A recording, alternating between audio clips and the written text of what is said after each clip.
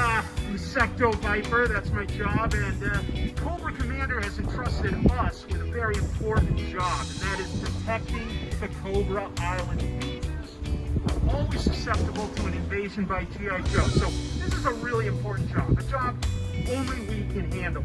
Now, of course, as you can see, there are some off-duty Cobra Vipers that like to use this area. Not on my watch. Let's shut it down. I'm supposed to protect this area. Alright, so to the untrained eye, those might look like baby ducks, but I know better. Those are definitely G.I. Joe drones, so I'm about to gather those up and throw them in the grinder. We're still having problems with our Vipers. They just don't seem to be compliant at all. Yeah, can I just see that real quick? Let me just make sure that this is meets compliance. I understand. What is this? Is this water? Is this contraband? Come on, man. What a thing. What, you need water? There's not enough in the ocean? Come on, this is ridiculous. Ridiculous. No. Not on my watch. Not on my watch.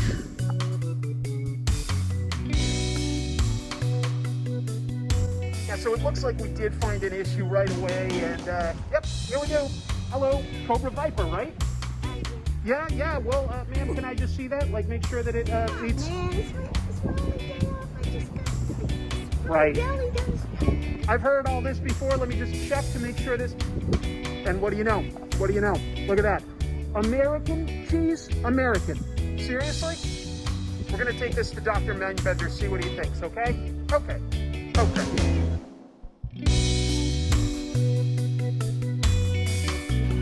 So all the way along this beach, that's potentially an area that G.I. Joe could invade. So I laid it all down with mines. Every single spot is just laden with mines. You hear that? That was one of mine. That was probably not a Cobra Viper and his family.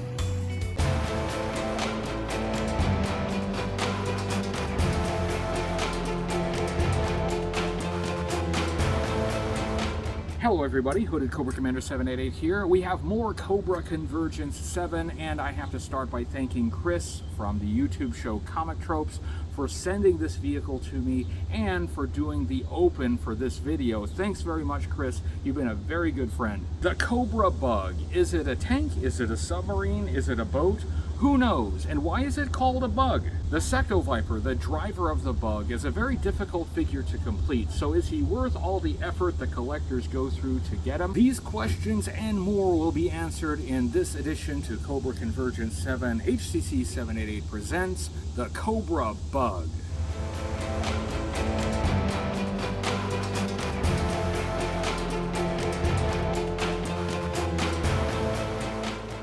This is the Cobra Bug and the driver Secto-Viper from 1988. This vehicle and action figure set were introduced in 1988 and were also available in 1989. They were discontinued for 1990. The Secto-Viper was only available with this vehicle, and this is the only version of the Secto-Viper, vintage or otherwise. The Bug is generally described as a wheeled submarine or a submersible tank. But is it? The box for the Bug doesn't call it a submarine. There is a detachable submarine pod. The Bug has features that hint that it is a submersible, but if that's what it is, why isn't it called that? The commercials do not show the whole Bug going in the water, only the detachable pod. It seems like the intended play pattern was to use the main vehicle for land and amphibious operations and launch the pod into the water for underwater missions. The Cobra Bug was designed by David Kunitz for Hasbro, and the Secto-Viper was designed by Mark Pennington. The Secto-Viper is either the driver of the Bug or the pilot of the submarine pod. We will look at that later. Who else should man this vehicle? You could have Cobra Eels, that's the obvious choice. The colors don't match up well with the Cobra Bug.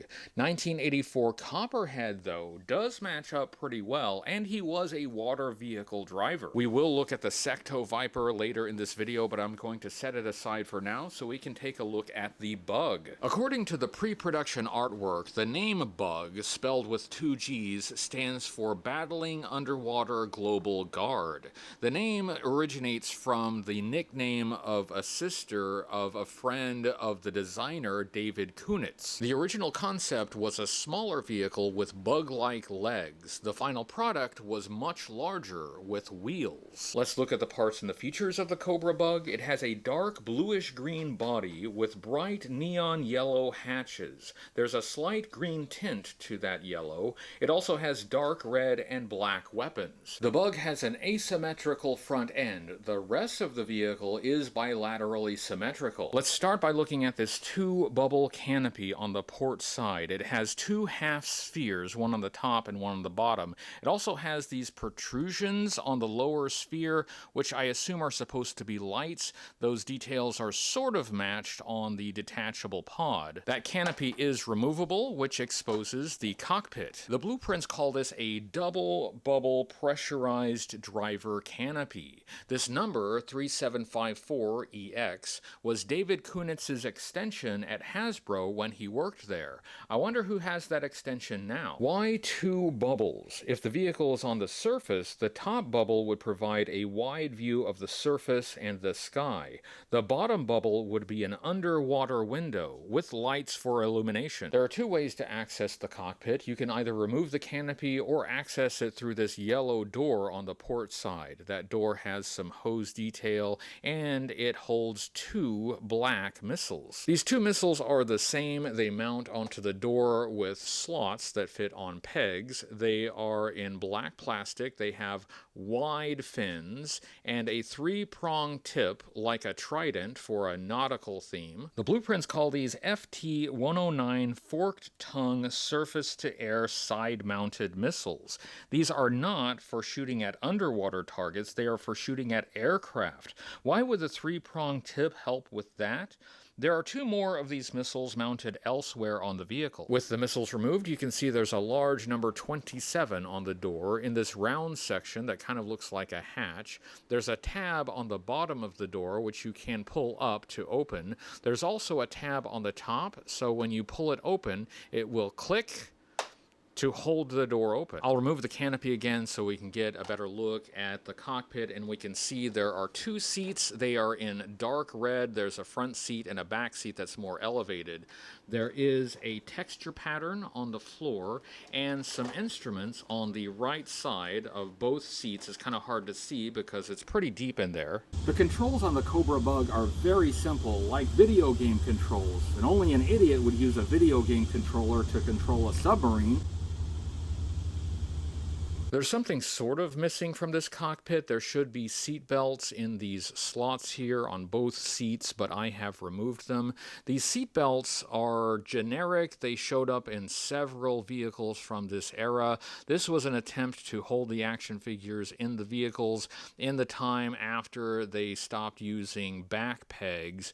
I removed these because I don't like them and I think they don't work very well. You can place the action figure in the seat, and with the canopy on and the door closed, he should not fall out. You can also place an action figure in the back seat and he is quite secure back there. Under that cockpit there is this chin turret in black plastic. It has some technical detail on the underside. It can rotate 360 degrees, and on that turret there are these 2 red machine guns that can elevate.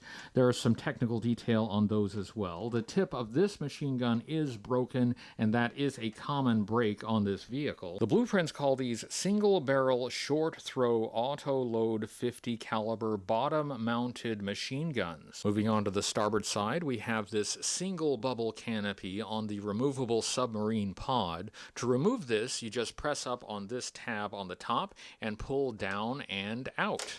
This submarine pod has the same dark green body as the main vehicle. It has these protrusions on the underside, which I believe are supposed to be lights mirroring the port side.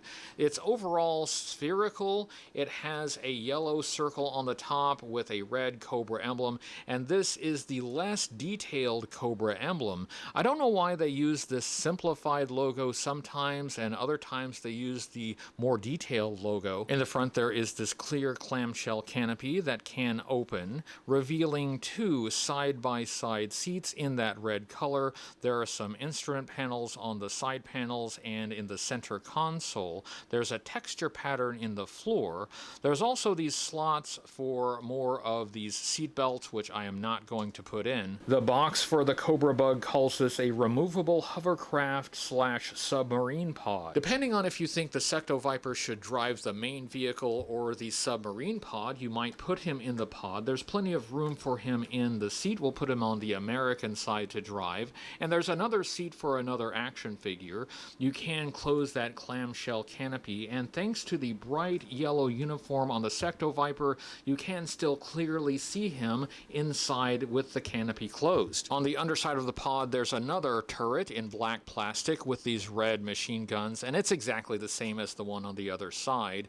It can rotate 360 degrees, and on this one, the machine guns can actually flip all the way around. The blueprints call these pivoting dual-feed auto-load pilot-activated 50 caliber machine guns. Even though they are exactly the same as the machine guns on the other side, on the blueprints they have a separate entry and a different description. This removable pod is basically a sphere about the size of a softball with a protrusion in the back for the engine. This is explicitly a submersible vehicle. At the back on the sides it has these steering vanes, and there is a bar that connects them so they will steer together. In the back there is this large fan for propulsion, and these two smaller fans, one on the top and the one on the bottom. Those do not really rotate. That's a solid piece of plastic, and the top and bottom fans are flattened at the ends to make room for the tabs that attach the pod to the main vehicle. To reattach the pod to the main vehicle, you have a tab on the bottom and on the top and on each side, and you're going to line those up with the corresponding spaces on the pod.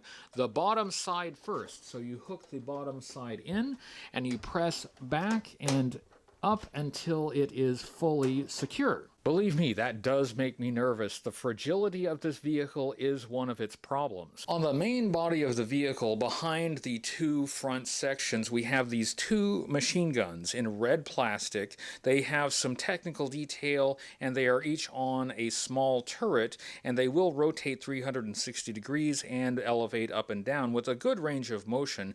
They're both the same. They have a single barrel and these odd cross-shaped barrels. The blueprints call these single barrel 50 caliber auto load rotating machine guns. On the top of the Bug on each side there are these yellow hatches. They are mirrored, so they have basically the same details on each side. On the top, on the port side, we have that number 27 again, and on the starboard side we have another red Cobra emblem. On the sides they each have this half sphere mirroring the spherical shapes on the rest of the vehicle. They are also hinged at the top with a tab on the bottom so they can open up. There are also tabs on the top, so if you press them up they will snap into place and hold in the open position. Opening the hatch reveals a compartment with a sub-vehicle that can be removed, and there are two of these. There is one on each side. There's nothing else in those compartments, but they do have a lattice floor through which you can see some engine detail. That's very difficult to pick up on camera because that is quite deep in there. Let's look at those sub-vehicles. They are jet skis, at least they look like jet skis, in red plastic. The control yoke folds back for storage, and it's hinged at the front so it can swing up, and under it there is a lot of engine detail. This is really nicely done. There's a single foot peg on the port side of the jet ski, so you can place an action figure on it. That's not the most secure way to hold on an action figure, but you can kind of make that work. There are also these two pegs on the control yoke. Those are too large to fit in the action figure's hands, but you can place the hands on the pegs, just kind of rest them on the pegs and make it look like the Secto-Viper is driving this jet ski. I'm calling these jet skis because that's what they look like, and the assembly instructions call them jet jet skis, but the blueprint and the box call them hover skis. So could these be used on land? These jet skis or hover skis also have black missiles that are removable. They have a slot that pegs onto these pegs on each side of the jet ski. They are in black plastic. They're all the same.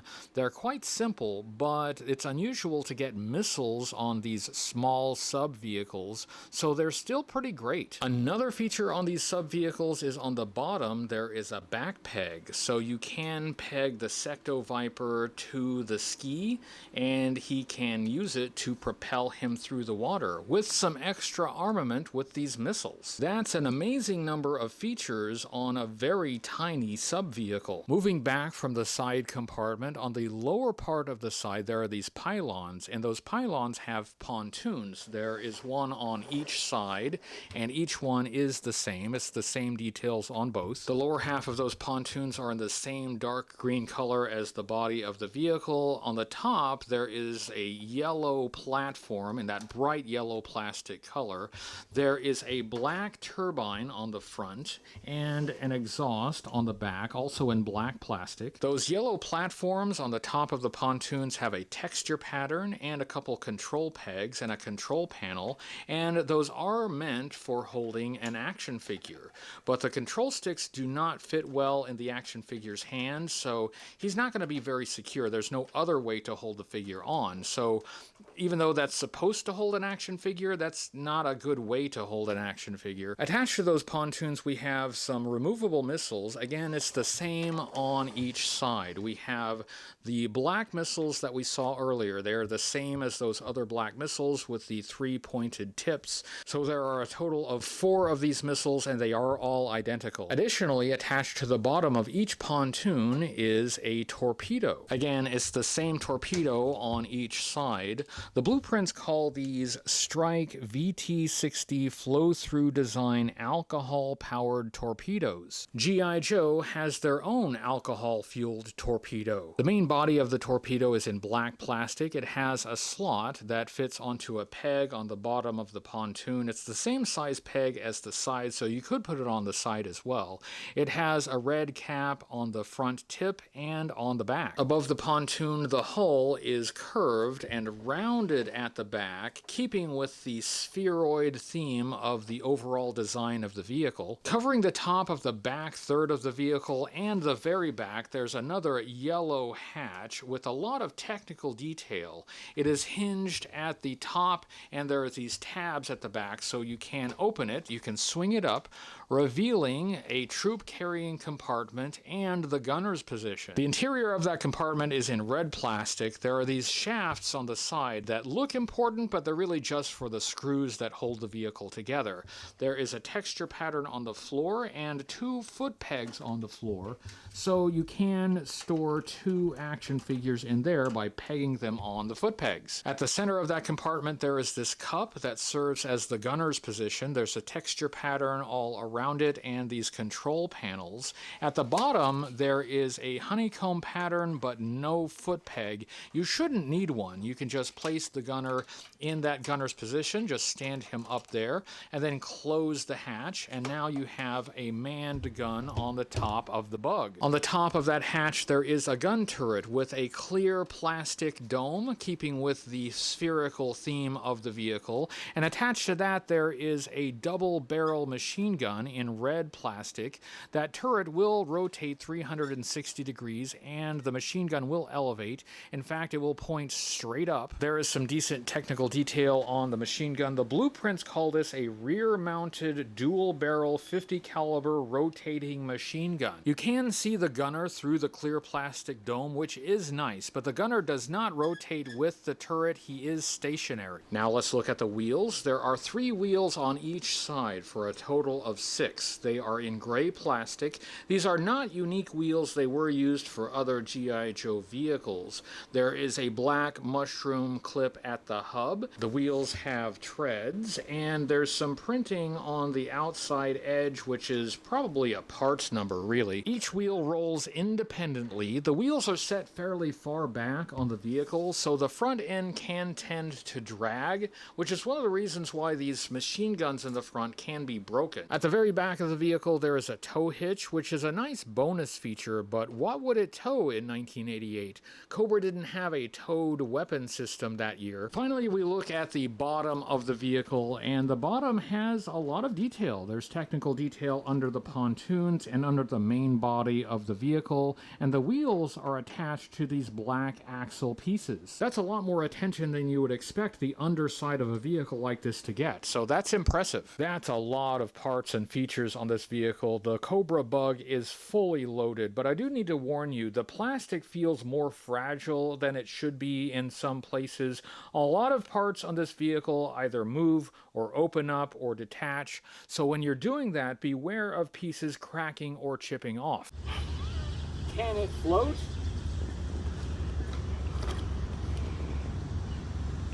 Well, actually, for the moment it does, but I can see it filling with water. It's filling with water, and yeah, it's starting to sink. It's a slow sink, but that is in fact sinking. It's expected that it would not float.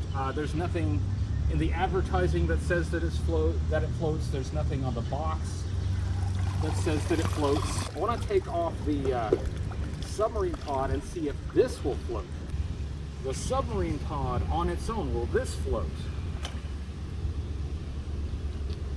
No, and it's going down faster. It's going down faster than the main. Well, it's a submarine, right? It's supposed to sink.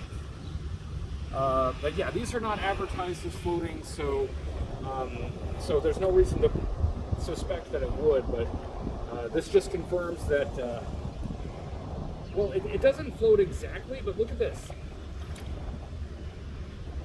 It's coming back up. You know what?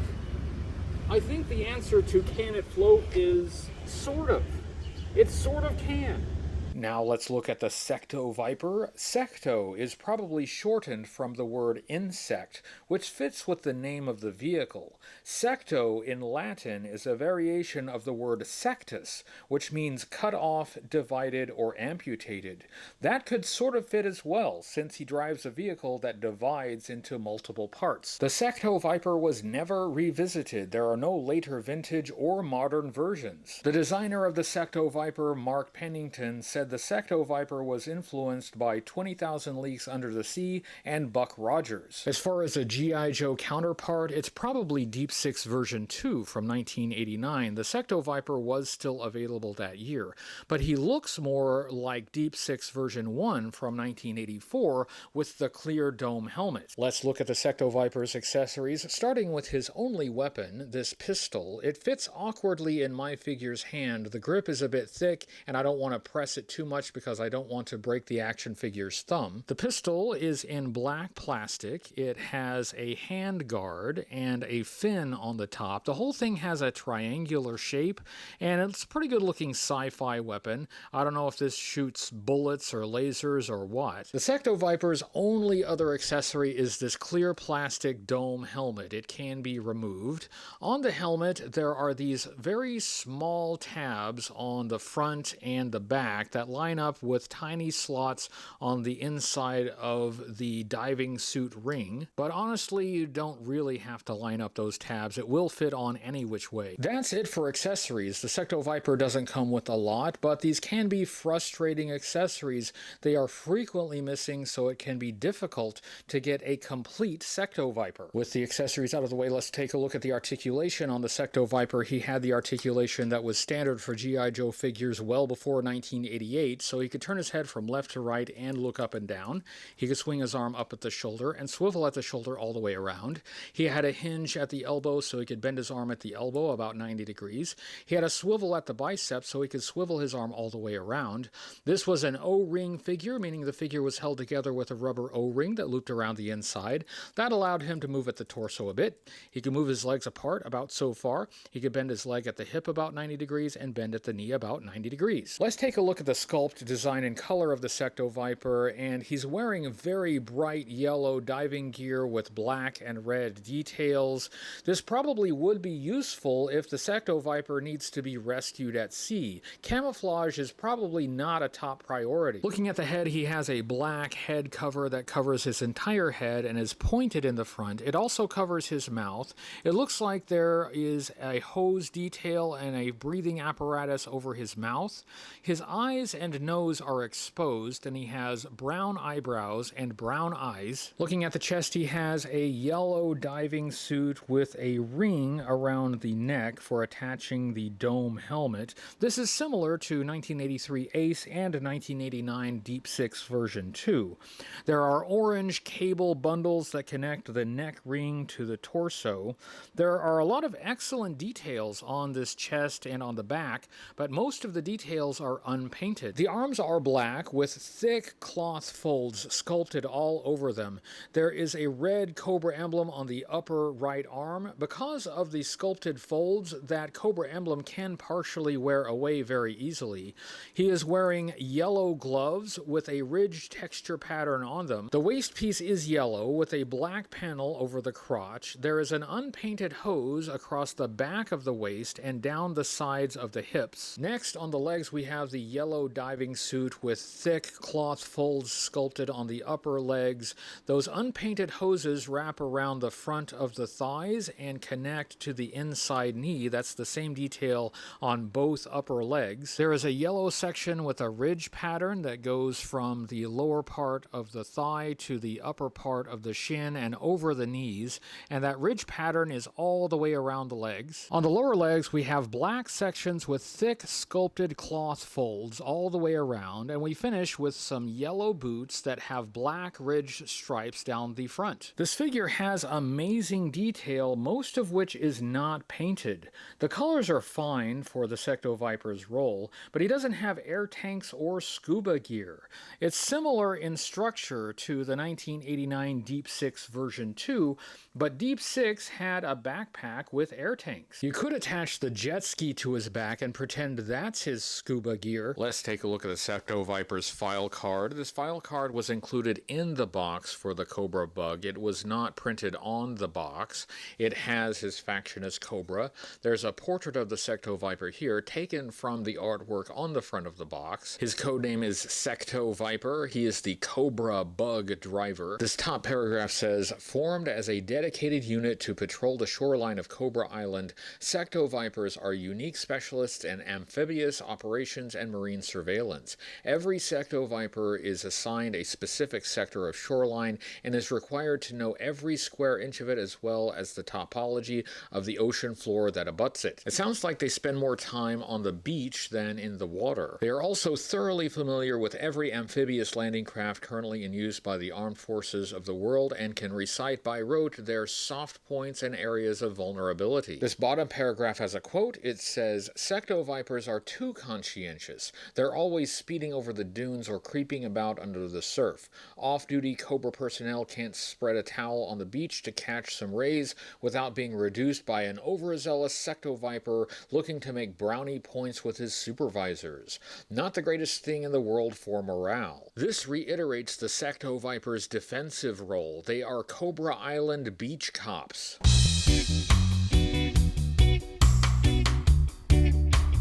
Looking at how the Cobra Bug and the Secto-Viper were used in G.I. Joe media, they did not appear in the animated series. They were only animated for commercials. They did appear in several commercials, though. In the comic book published by Marvel Comics, there's a hint about the Bug in issue number 73, when the Joes look at photos of tracks on Cobra Island leading to the water. It implies the entire vehicle is submersible or at least amphibious. The Bug and the Secto-Viper first appeared in issue number 76. This was during the Cobra Civil War. They were quickly taken out by the G.I. Joe Phantom X-19. The Bug appeared again in issue number 80 when G.I. Joe and Cobra fought over a new patch of land near Cobra Island. In neither animation nor the comic book did the Bug and the Secto-Viper get very much exposure.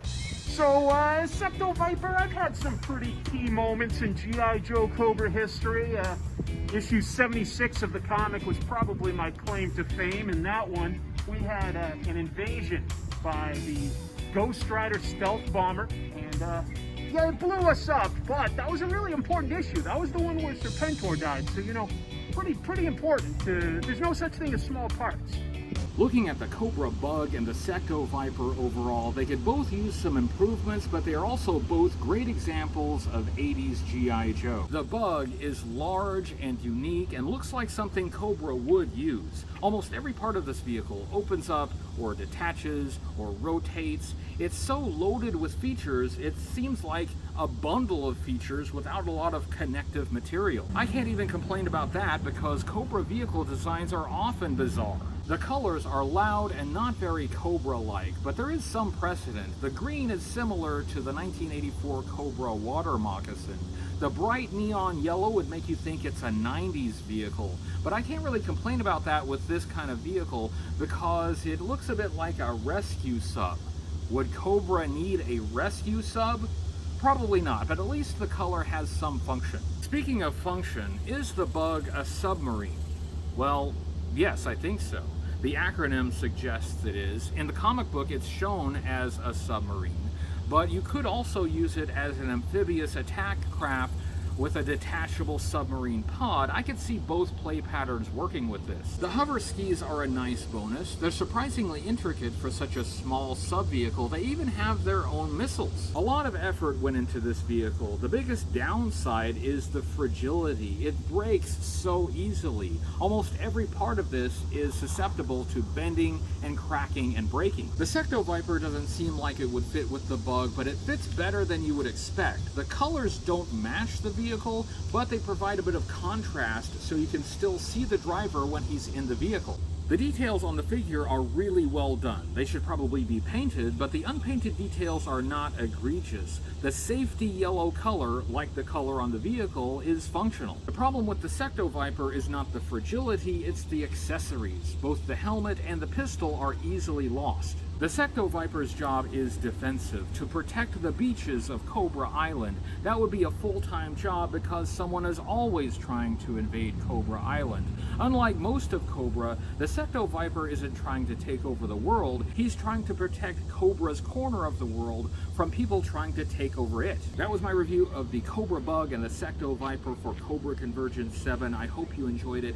Thank you again to Chris from Comic Tropes for sending me the vehicle and for doing the opening for this video. Make sure you check out Comic Tropes if you haven't already. We have more Cobra Convergence presenters coming this week. This week we have Ratface 44 Reviews, Island of Misfit Toy Collectors, Treasures for Trigger, Anything Joe's, Toy Domination, Codename New 202, Articulated Points, Podcast from the Pit, and Agent Chuckles. Make sure you check out HCC788.com for a full list of presenters on Cobra Convergence 7 and to find out how you can participate. I want everyone to join Cobra Convergence. If you like this video, please give it a thumbs up on YouTube and subscribe to the YouTube channel. If you'd like to support the channel, Patreon is a great way to do it. You can get some special perks like early access and even get your name in videos like the names you see scrolling on the screen right now. Thank you for watching. I have one more video for Cobra Convergence this year and it is coming next week. I'll see you then. Until then, remember, only Cobra is Cobra.